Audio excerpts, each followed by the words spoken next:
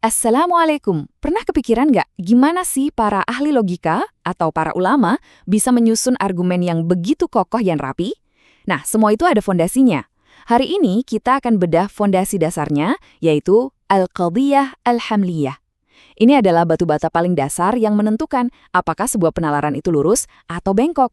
Yuk kita mulai. Kita semua setuju kan kalau pernyataan apel adalah buah itu simpel banget.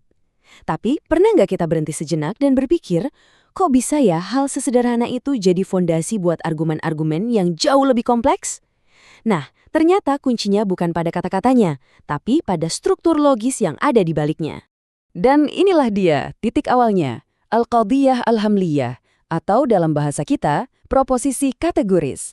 Anggap saja kita ini lagi mau membedah anatomi sebuah kalimat. Kita akan lihat setiap bagiannya untuk memahami bagaimana mesin logika itu bekerja dari level yang paling dasar. Oke, biar terstruktur, ini peta perjalanan kita. Pertama, kita akan bongkar 3 komponen dasar dari sebuah proposisi. Lalu, kita lihat jenis-jenisnya apa saja. Setelah itu, kita belajar cara mengukur kuantitasnya dengan istilah sur. Dan terakhir, kita akan dalami konsep kunci bernama istighraq yang mengukur jangkauan logisnya. Siap? Ayo langsung masuk ke bagian pertama. Baik, bagian pertama.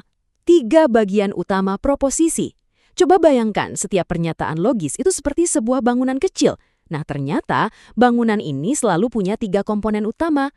Apa saja itu? Komponen pertama adalah yang kita kenal sebagai subjek. Dalam ilmu mantik, istilahnya adalah al-maudu', yang definisinya adalah al-mahkum alaih. Artinya, sesuatu yang sedang kita bicarakan atau kita terangkan. Dalam kalimat at-tufah fakihah, subjeknya sudah jelas, yaitu at-tufah atau si apel itu. Setelah ada subjek, pasti ada pasangannya, yaitu predikat. Ini adalah keterangan yang kita lekatkan pada subjek tadi. Istilah formalnya adalah al-mahmul dengan definisi al-mahkum bih, yaitu hukum atau keterangan itu sendiri. Jadi dalam contoh at-tufah fakihah, predikatnya adalah fakihah atau buah. Dan yang ketiga, ini dia lemnya, yaitu si penghubung atau ar-rabithah. Ini adalah hubungan yang menyatukan subjek dan predikat.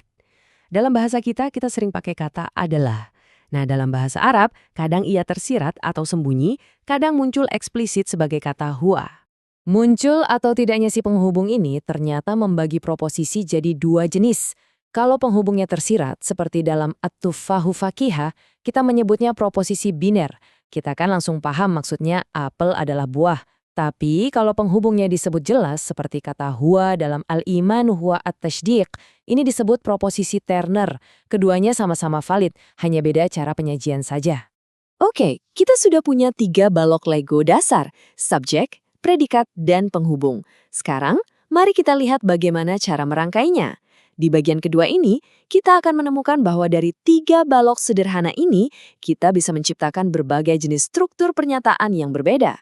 Secara mendasar, proposisi bisa kita bagi 2. Yang pertama adalah qadhiyah mujabah atau proposisi afirmatif, yang tugasnya adalah menetapkan atau mengiyakan sesuatu. Ia mengatakan subjek A adalah predikat B. Contohnya, al-amalu nur, artinya amal adalah cahaya. Nah, di sisi lain ada lawannya, qadhiyah salibah atau proposisi negatif, yang tugasnya menegasikan atau menolak. Ia mengatakan subjek A bukanlah predikat B. Contohnya, al-mu'minu laisa bibakhilin, yang artinya orang beriman bukanlah orang pelit. Sekarang, kita lihat dari sisi subjeknya. Ada 4 jenis. Pertama, syahsiyah, yaitu ketika subjeknya spesifik satu orang, seperti Muhammad. Kedua, kulliyah atau universal, ketika pernyataannya berlaku untuk semua individu subjek, seperti setiap apel. Ketiga, juz'iyah atau partikular saat hanya berlaku untuk sebagian, contohnya sebagian siswa. Dan yang terakhir, ada muhmalah, saat cakupannya sebetulnya universal tapi tidak dinyatakan secara eksplisit. Oke, kita masuk ke bagian 3, kuantitas dalam logika atau yang disebut sur. Jadi begini, dalam logika, kita tidak bisa ambigu. Kita harus jelas, apakah sebuah pernyataan itu berlaku untuk semua atau sebagian. Nah, sur inilah alat untuk memberi batasan yang presisi pada pernyataan kita. Dan ini ada analogi yang sangat indah untuk memahami konsep ini. Kenapa disebut asur? Karena kata sur dalam bahasa Arab itu artinya pagar. Jadi fungsinya persis seperti pagar kota yang melingkupi dan membatasi dengan jelas mana area yang termasuk di dalamnya dan mana yang tidak. Sur ini ibaratnya memberi pagar pada logika kita. Mari kita lihat keempat jenis pagar logika ini di tabel. Baris pertama, sur afirmatif universal, menggunakan kata kullu atau semua untuk mengafirmasi sesuatu bagi keseluruhan grup. Baris kedua, sur negatif universal, pakai kata la syai'a atau tidak ada satupun untuk menolak sesuatu dari keseluruhan grup. Di baris ketiga, kita punya afirmatif partikular dengan kata ba'du atau sebagian. Dan terakhir, ada negatif partikular yang menggunakan frasa seperti laisa kullu yang berarti tidak semua.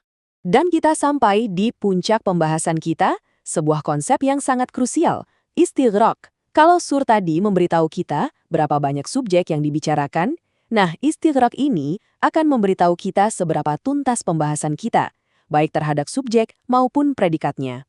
Jadi, apa itu al-istighraq? Definisinya adalah syumulul hukmi jami'a afradil mawdu' au al-mahmul. Artinya, cakupan hukum atau pernyataan kita itu mencakup seluruh individu dari subjek atau predikat, tanpa terkecuali. Jadi istighraq ini bertanya, apakah pernyataan kita berlaku untuk setiap anggota di kelompok subjek, dan apakah berlaku untuk setiap anggota di kelompok predikat? Kata kuncinya adalah seluruh.